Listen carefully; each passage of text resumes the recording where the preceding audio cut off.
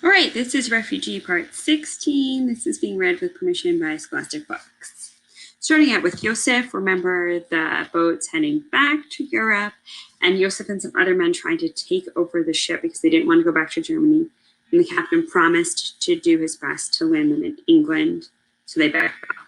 So this is in Antwerp, Belgium, 1939, 36 days away from home. The St. Louis was throwing a party, even bigger than the one it had thrown the night before they reached Cuba. This one had the euphoria of more than 900 people who had been at death's door and were suddenly miraculously saved. Belgium, Holland, France, and England had agreed to divide the refugees among them. None of the passengers were going back to Germany. Joseph's mother wasn't alone on the dance floor anymore. She was joined by dozens of couples, all dancing with giddy abandon. Joseph had even taken a turn around the floor with her. Passengers sang songs and played the piano with the orchestra, and one man who knew magic tricks entertained Ruthie and the other kids in the corner of the social hall. In another corner, Joseph laughed as passengers took turns telling jokes. Most of the jokes were about taking holiday cruises to Cuba, but the best was when one of the passengers got up and read from the brochure that advertised the MS St. Louis. The St. Louis is a ship on which everyone travels securely and lives in comfort, he read. You could barely hear him over the hooting. There is everything one can wish for, the man read, gasping for breath, that makes life on board a pleasure. We'll hope you'll want to travel on the St. Louis again and again. Joseph laughed so hard he cried. If he had never saw the St. Louis again in his life, he could die happy. The next day, the ship docked at a pier in Antwerp, Belgium. Negotiations between Captain Schroeder and the four countries still took time, and it was a full day later when, under the grim portrait of Adolf Hitler, Joseph and his family joined the other passengers in the social hall to find out where they would be going. Representatives from the four countries sat at a long table in the front of the hall, arguing over which passengers each would take. Every country wanted only passengers with the best chances of getting accepted by America, so they could ship the refugees back out as quickly as possible. Joseph hoped they would get England because it was the furthest away from Nazi Germany, safe across the English Channel. But when everything was settled, he and his family were assigned to France. They would be among the third group to disembark, after the Jewish refugees going to Belgium and the Netherlands were delivered, but before the last group sailed for Great Britain. The first group left that afternoon. Joseph watched with most of the other passengers as the refugees going to Belgium disembarked. Joseph didn't want to go to Belgium, but he was jealous nonetheless. Like everybody else, he was ready to get off that ship. Think of it, we traveled 10,000 miles on board the St. Louis. One of the men leaving for Belgium told the other passengers as he stepped onto the gangplank, only to end up 300 miles from where we started. That line got a laugh, but a sad one. Joseph was all too aware of the long shadow cast by Nazi Germany, and so was everyone else. Still, as long as the Nazis stayed in Germany, they would all be safe, wouldn't they? Next day, 181 passengers disembarked in the city of Rotterdam, even though Holland wouldn't let the St. Louis dock at their pier, just like Havana. The refugees were taken into town by another ship and escorted by police boats. As they sailed on to France, Joseph wandered the decks. The ship had a strange, empty feeling to it. Half the passengers were gone. The morning they arrived in Boulogne, France, the 288 passengers who were traveling on to England gathered on sea deck to say farewell to Joseph and the others who were disembarking. We're due in England tomorrow, Joseph heard one of them say, June 21st. That's exactly 40 days and 40 nights in a boat. And where have I heard that story before? Joseph smiled, remembering the story of Noah from the Torah, but he felt less like Noah and more like Moses, wandering in the desert for 40 years before reaching the Promised Land. Was that France, the Promised Land at last? Joseph could only pray that it was. He picked up his suitcase in one hand and took Ruthie's hand with the other. He led her and their mother down the ramp into Boulogne.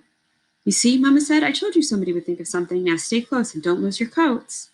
At the bottom of the ramp, Joseph watched as one of the other passengers got down on his hands and knees and kissed the ground.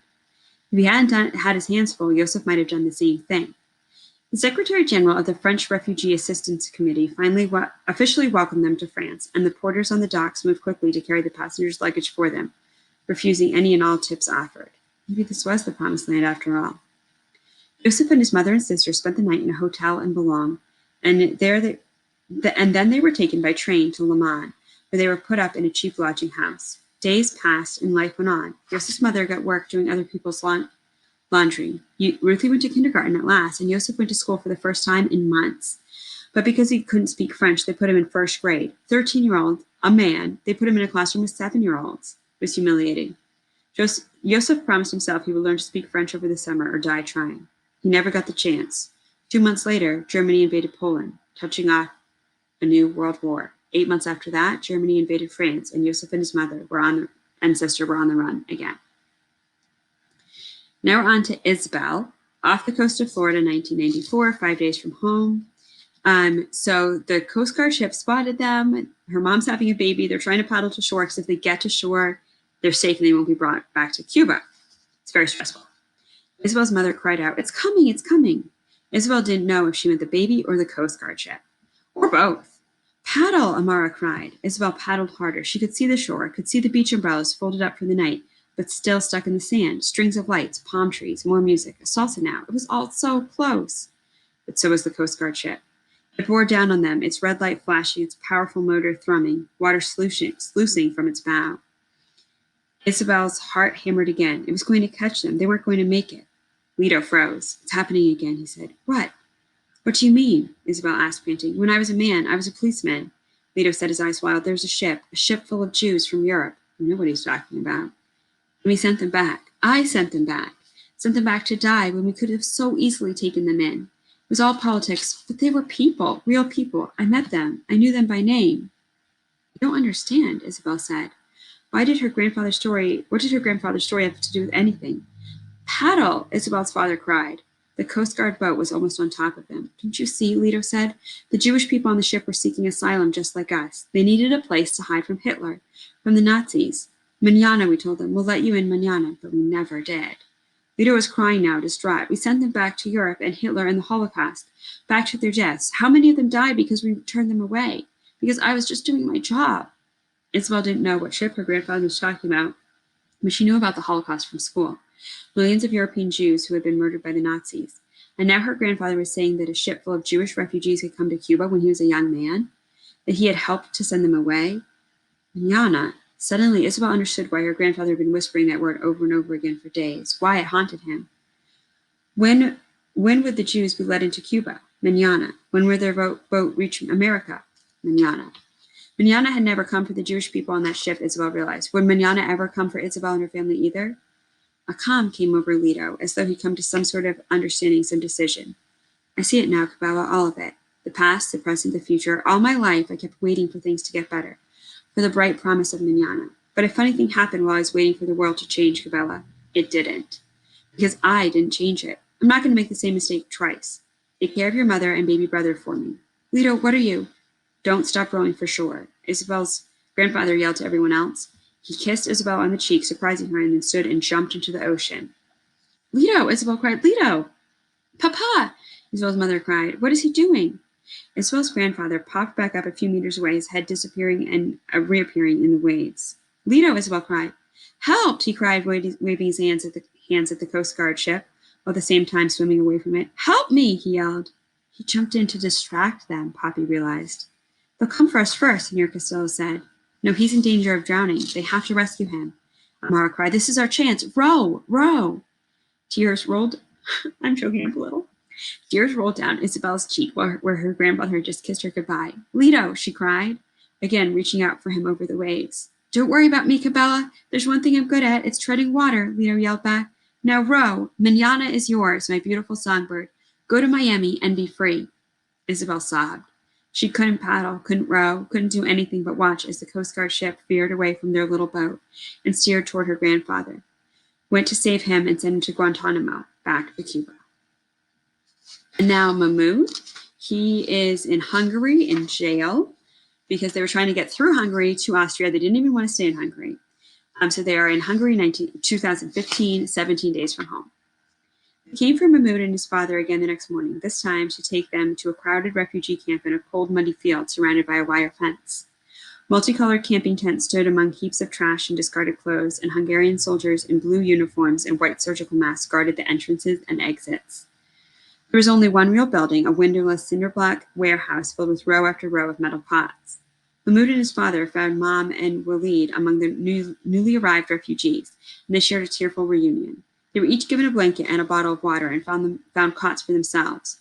But when food was delivered, they missed out. The Hungarian soldiers stood at one end of the room, tossing sandwiches into the crowd like zookeepers throwing food at the animals in a cage. And Mahmoud and his family didn't know enough to rush the tables to catch their lunch. Mahmoud expected his father to laugh it off, but he wasn't joking anymore. Instead, Dad sat on his cot, his face and arms purple and bruised, staring off into space. Getting beaten and thrown into prison by the Hungarians had finally broken his spirit. It scared Mahmoud. Of the 4 members of his family who were left, he was the one who wasn't broken. His mother had snapped the moment she had handed her daughter away, and now she wandered the maze of mattresses and blankets at the detention center, asking people she had already asked if they had seen or heard of a baby named Hana. Mahmoud's brother Walid was broken too, but unlike his mother, he had been broken piece by piece, over time, like someone snapping off bits of a chocolate bar until there was nothing left. He lay listless on a foam mattress, disinterested in the card games or soccer games the other children were playing. Whatever childish joy he had once possessed had been sucked out until there was nothing left. And now his father was dead inside too. Mahmoud fumed. Why were they even here? Why did the Hungarians care if they were just passing through? Why had they taken them all the way to the Australian border only to throw them into a detention center? It felt personal somehow, like the whole country was conspiring to keep them from finding a real home. There were policemen with guns at every door. They were more like prisoners than refugees. And when they got out of here, it would just be back to Serbia, back to another country that didn't want them. After everything they had been through, they weren't going to make it to Germany after all. But Mahmoud wasn't ready to give up. He wanted life to be like it was before the war had come. They couldn't go back to Syria, not now. Mahmoud knew that. But there was no reason they couldn't make a new life for themselves somewhere else, start over, be happy again. And Mahmoud wanted to do whatever it took to make that happen, or at least try. But making something happen meant drawing attention, being visible. And being invisible was so much easier. It was useful too, like in Aleppo or Serbia, or here in Hungary. But sometimes it was just as useful to be visible, like in Turkey and Greece. The reverse was true too, though. Being invisible had hurt them just as much as being visible had. Mahmoud frowned. Was that the real truth of it? That was the real truth of it, wasn't it? Whether you were visible or invisible, it was all about how other people reacted to you. Good and bad things happened either way. If you were invisible, bad people couldn't hurt you. That was true. But the good people couldn't help you either. If you stayed invisible here and did everything you were supposed to and never made waves, you would disappear from the eyes and minds of all the good people who were out there who could help you get your life back. It was better to be visible, to stand up, to stand out. Mahmoud watched as a door on a nearby wall opened and a group of men and women in light blue caps and vests with the letters UN written on them came inside, escorted by some important-looking Hungarian soldiers. Mahmoud knew that the UN was the United Nations, the same group that had been helping people in the Kilis refugee camp. The UN people carried clipboards and cell phones and made notes and took pictures of the living condition. This place was run by the Hungarians, not the UN, so Mahmoud guessed that they were here to observe, to document the living conditions of the refugees.